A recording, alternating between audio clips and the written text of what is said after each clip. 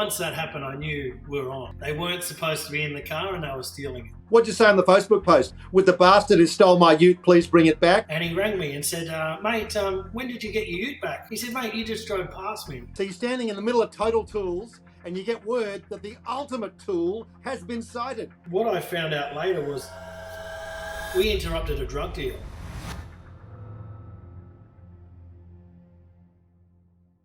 Welcome to another edition of Adam Shand at Large. This is kind of an extension of our mailbag episode of a little while ago, because this is a story that was sent to me. But it was sent to me by someone I already knew, a fella called Rhys Miles up in Queensland, the Gold Coast. He contacted me a few months ago with a strange request. He said he was a big fan, read the books, seen me on television, radio, and so on and so forth. Wanted to come on a tour, not just on his own, but with his mum. And he was going to fly down from Brisbane or Gold Coast to come and see me. And I've gone like, okay, well, fair enough. That's unusual. So we did that. Pouring rain down here. Went to all the locations in the Melbourne Gangland War that I covered back in 2003, which was great fun. And it started up a whole thing. It's sort of, Melbourne's now become my stage. I get to do these tours, and Rhys is the reason why they're happening. So I really thank him for that. But he had his own little piece of action recently, bit of vigilante justice. Now, we don't advise anyone to carry out their own justice. There are the police for that. But there are moments when you have to give a little bit of a hand. And Rhys did that not so long ago. And he contacted me with the story. I said, well, this is the perfect story for Adam Shand at Large. And so Rhys, in all his glory, joins me now. Good afternoon, Rhys. Hello, how are you? Good, mate. So tell me, what happened? You got your ute stolen. You got it back, but there's quite a tale in between that attaches to that. Yeah, so it's a bit of a story. It was back in November 2019, just a normal day at work for me, and went round to one of my clients' houses that I was working at. And I arrived there as a normal day and get set up to do my work. And What do you do, mate? Cabinet maker, so I'm building kitchens and stuff like that. Yeah. So I was doing the kitchen for these clients, and I'd been there a few times, and I was inside their kitchen doing some work, and I sort of heard the unmistakable sound of my own car starting up. It was a bit of a shock. Tell us about the car. Tell us about the car. It's your pride and joy. What is it? So it's my first ever brand new car. So it's just a Toyota Hilux, but you know it's nothing fancy. But it was my first ever new car, so it had some kind of value to me, and hearing it start up was quite a shock. But at the same time, I sort of didn't automatically jump to suspicion that someone was stealing it. I just thought maybe there was someone just moving it or something. If I heard my car starting up outside without me in it, I would suggest that it's being stolen. You're a trusting fella, but go on. It's funny that you say that, but in my sort of industry with other trades and stuff, it's not uncommon for other trades to jump in someone else's ute and just move it for them. It does happen a lot, and it's happened for me over the years. So I was a bit unsuspecting when it first happened, but I walked out to the front door and I could see the lights on in the car, and I sort of proceeded to open the door and walked out, and obviously whoever was in the car, I couldn't see them because of the glare. They've obviously seen me, so they proceeded to accelerate out the driveway backwards at a rate of knots. So once that happened, I knew we were on. I knew what was going on. I knew they weren't supposed to be in the car and they were stealing it. So I chased it out the driveway. You chased it out the driveway? Chased them out the driveway.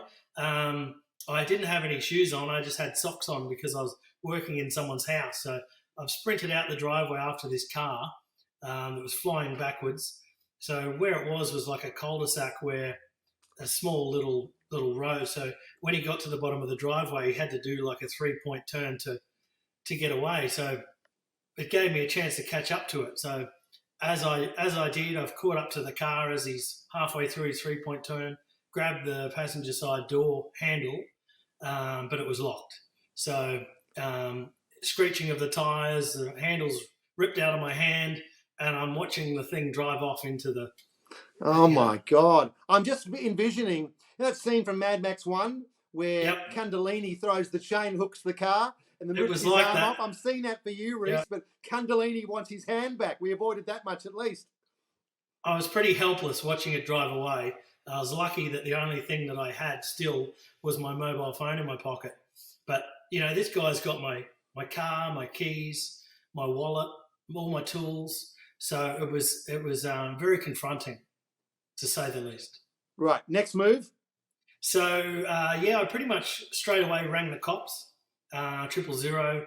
I'm in a bit of a huff, trying to explain to them what's happened, and those people on the that take emergency calls, they're pretty chilled.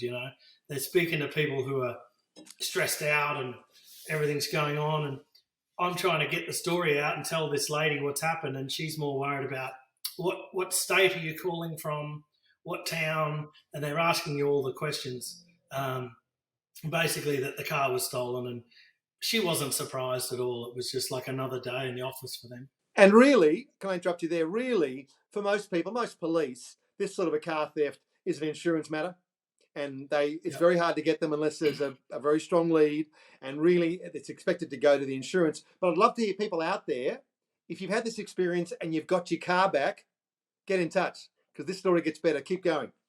Yeah, so I didn't even think of insurance at the time. I just, was the last thing on my mind. But anyway, so I ran back down the hill to the clients, and they're standing out on the driveway shaking like, what the hell's going on? And basically I said, have you got a car? Can I borrow your car? I need to go after this bloke, I sort of wasn't really well thought out, but to me I sort of thought that the car would be found crashed in the next corner or the next street over.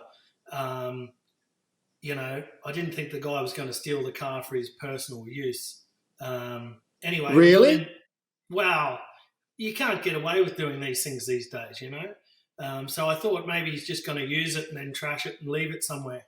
So I get in the client's car, and the client, being skeptical of the whole exercise, wanted to come with me. So I had to wait while he goes and gets his hat, and here's me wanting to go after it. This pursuit's not exactly very hot right now. It wasn't a hot pursuit, that's for sure. So we drove around a couple of streets around trying to find it, and no luck. So we went back, and I ended up making a Facebook post about it getting stolen. You see a lot of things where people asking for, have you seen this car? It was just stolen, blah, blah, blah. So I made a Facebook post, and went about trying to work out what to do from there. What'd you say on the Facebook post? Would the bastard who stole my ute please bring it back? Or, how did you go about that? It was just, I found a photo of the ute and just said, this ute was just stolen. It had my company sticker on the back of the window, had like a advertisement with my phone number and everything. So it wasn't like just an everyday person's car. It was quite, unique. At this moment in the story, I'm not feeling you're going to get this car back. A simple fact, I've seen these Facebook posts before, and I was like, they're never getting that car back. Really? I was pretty confident. I thought, in my mind, it'll be found in a shopping centre car park, or 2 suburbs over, or left at a train station a week later, And was it? So basically... Was it, Rhys? Hang on for a minute. You were confident, but it wasn't left at any of those places, was it? No. So your confidence was misplaced. Your confidence was misplaced in this case. Carry on. What actually happened? So about a week later, I should actually add this part in. So I spent about a week looking on Facebook Marketplace, Gumtree, trying to find if this guy's stupid enough to advertise my tools for sale or anything like that. Didn't come across anything, but I did get a lot of feedback on my Facebook post. I had people saying that they've seen the car, and one guy said he saw it that afternoon, which I sort of thought he's probably mistaken identity. He's probably thought it was some other car, and so I sort of kept that at the back of my mind, but I was skeptical, and until one day I'd given up hope. But it was a week later, and I decided to go to the tool shop and start by buying a new toolbox, which was an aluminium checker plate toolbox like the one that I had, and to start fresh. And were you sobbing a little bit Like, it's not coming back. All the tools are gone. Yeah, I was very deflated. So yeah, I bought a new toolbox and had that in the back of my hire Ute that I had. Luckily enough, with my insurance, I had hire car until my car got sorted out. So I had a hire Ute, and so I bought a new toolbox, and then I went to the next shop over, which was Total Tools on Brisbane Road in the Gold Coast. And I thought, all right, I'm going to start fresh. I'm going to buy all new tools. Hopefully, the insurance covers for it. I walk in the door, and a builder rings me, a guy that I've done some work for, and I've got friendly with over the couple of months that I've known him. He lives in a suburb right near me. And he rang me and said, mate, when did you get your Ute back? And I said, I didn't. What do you mean? He said, mate, you just drove past me. And I said, no, I didn't. Are you sure it's my Ute? And he's like, mate, 100% it's your Ute. Just hold it for a tick. So you're standing in the middle of Total Tools, and you get word that the ultimate tool has been sighted. This is where the story swings up. People, stick with us. Keep going, Rhys. So I said, all right, stay on the phone to me. Where is this guy?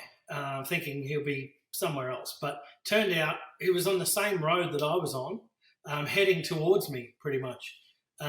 So within a couple of Ks away.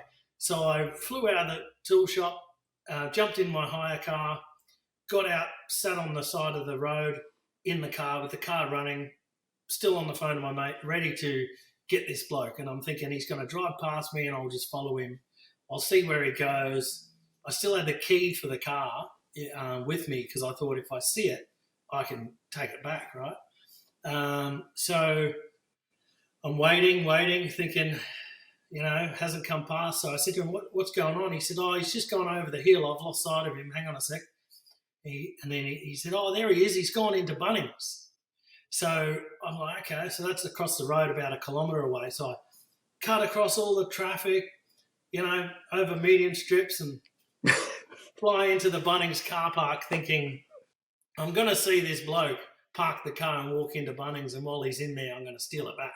We won't name the hire company that you had the car from. They may not be pleased to hear you driving over commando over the median. Yes. But go on. We've got him in the Bunnings car park. So I drive in and scanning through the car park, and instantly I see my Ute right there. The unmistakable rear tray end of my car that I actually built the tray for it, so I really recognise it. And it's sitting there with its brake lights on. So he wasn't out of the car yet. And straight away the reverse lights come on. And I thought, hang on, he's leaving. So I planned C at this stage. I didn't know what to do. So I just sailed in behind him and boxed him in. And got out of the car. Which cop show did you see that one in? Yeah, I don't know. I just boxed him in. I know. I just drove right up in behind him and boxed him in and got out of the car and went up to the door. I didn't know what was going to happen after that, but obviously the adrenaline was running pretty rampant at the time. And, this bloke's sitting in the car. I could sort of make out who he was, but not very well because of the tinted windows. But he was sitting in there cool as a cucumber. It's like, I thought to myself, surely he must recognise me. I'm wearing the same shirt that I was wearing, the same uniform shirt that I was wearing when I chased him out the driveway. He must think, this bloke must have a tracker in this car if he's found me. But he's a stalker. Yeah. It's amazing that I could, catch him. But anyway, so he's sitting in the car, cool as a cucumber, So I sort of didn't know what to do. So I'm on the phone to the cops. My mate's driven around the other side to box him in, and I thought, we've got him now. He's just going to hit. For him, his best bet is to sit in the car with it locked and wait till the cops get there. That's probably his safest option, other than getting out and facing a bunch of tradies hanging around. No shootout? Sorry? No shootout? No, my mate that boxed him in from the other side, he was very worried and sort of really hanging back because he thought, who is this guy? And in hindsight, probably a smart thing to do, but I didn't even think like that. I just wanted to get this guy, So, yeah, I tried to grab the door handle again and it was locked, and I tried the keys, it wouldn't work. So once I started doing that, he's put the car into reverse and just punched the tow bar on my ute through the door of the hire car. And yeah, so he's driven backwards, forwards, smash, smash, smash, made his way out, and off he goes, flying out of the car park at a rate of knots. While this whole thing was happening, I didn't realise, but there was a guy right behind me, basically yelling at me, telling me to move my car. And it wasn't until afterwards that my mate told me. He said, because I'd boxed him in as well. So he obviously felt quite uncomfortable with the fact that I've boxed him in and I'm ringing the cops. He's about to road rage you as well. Well, he was, but I didn't even see him. I was just locked eyes on this other guy. But what I found out later was we interrupted a drug deal. So he was doing a drug deal in the car park. And the other guy that I boxed in as well, that was out of the car, he was either his drug dealer or he was buying drugs off this guy, or who knows. But it was a funny situation. So, well, yeah, I mean, who knows what they had there? A couple of shooters? Yeah, could have. Yeah, yep. And suddenly these two undercover coppers have boxed them in, and it's all over. We've nicked you. But yeah, well, so in hindsight, I probably should have been a bit more smarter about it. But I think this guy, by this stage, I realised this guy was just a moron. Like, I don't think there was much thought going on between what he was actually doing. Okay. So what happened next? Yeah, so I got back in the car and I tried to chase after this bloke and lost him. He was driving on the wrong side of the road. Cars were swerving out of his way, so I just let him be. And so that was a bit of an adrenaline rush. And so I updated the Facebook post about the car. I said it's been seen. The guy's still driving it. And when I actually saw the car, it looked quite different to when I had it. And I couldn't quite work out what it was that had changed, but he'd taken the stickers off the back window. What, the Taylor Swift stickers? Yeah, that's right. No, my business advertising banner on the back window, and he's changed the wheels over, so it's a four-wheel drive, but he's put these weird-looking, low-profile wheels on there. And the other thing I noticed was he's taken my personalised plates off, obviously, and it had these scabby-looking New South Wales plates that looked like they'd been found on the side of the road, on a brand new car. So it didn't look right. But, so I updated the Facebook post and, that was it. Nothing happened for another week until my buddy, who actually shared my Facebook story, put his own Facebook story up about his factory being broken into. And so I rang him, and I didn't have much to do at the time because I had no tools and no car, and it was nearly Christmas time. So I went round there to see him, and I turn up there and all his staff's sitting outside the factory and basically waiting for the police to arrive to inspect. I get there and he's showing me that his front windows have been smashed, and they've gone in there and spray painted the cameras and ransacked the place. And so as we're looking in the front door, you can see obviously smashed glass to his office on the ground, and the place has just been turned upside down. And there's like a Makita hammer drill laying on the ground. And I said, "Oh, is that one of yours or what?" And my mate said, "No, that's not one of ours. I don't know where that's come from. The guy must have brought it with him." So it's just come to me, So we sneak in there and get a pen and just carefully lift this thing up. Careful not to... Like you've seen on the movies. Like on the movies. Pick it up with the pen, like a detective. Turn it over, and there's my initials on the bottom of this drill. So the bloke that stole my car has used my tools to rob another guy that I know. So we've got a crime spree. Yeah, he's been a busy boy, this guy. So I don't know if it's a coincidence or what, but my buddy seems to think that he might have found his address in a business card that I might have had in my car and decided to rob him as well. I don't know. But Crooks are so dumb. very, very not smart. This guy, for lack of a better word, is obviously a career criminal, not a very good one. But it's just amazing how brazen and how stupid this guy was, you know. At the same time, it was sort of shocking how all of this stuff happens and the police don't seem to be doing anything about it. So what happened next was all the guys that were working for my mate, who their place of employment has been robbed, they've all turned into little detectives themselves, you know. So they're all looking on Facebook and, you know, I don't know how, but someone somehow knows someone, somehow got a tip off that it could have been this guy.